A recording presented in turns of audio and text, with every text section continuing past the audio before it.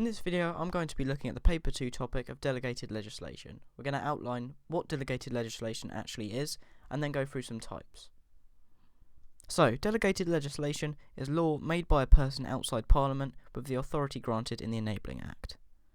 And that's just a basic definition that will be helpful.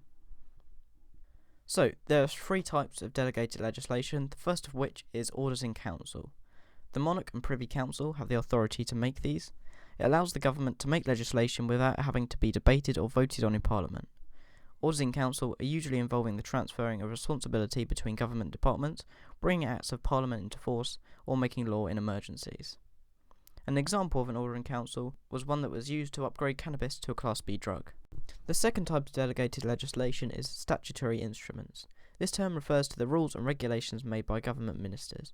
Each government department deals with a different area of policy.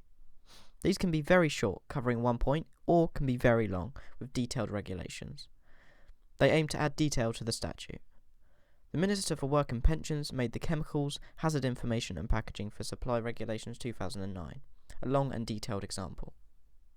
The final type of delegated legislation is bylaws, and these are made by local authority to deal with matters within their area. Many bylaws include traffic control and regulating behaviour in public places. Bylaws are also able to be made by public corporations for matters within their jurisdiction that involve the public, for example the National Trust. Here's what an exam question might look like on this topic. I looked through the last 5 years of test papers and the types of delegated legislation haven't come up at all, so there's a good chance they'll come up in this year's exam. Hopefully this video is helpful. Have a nice day.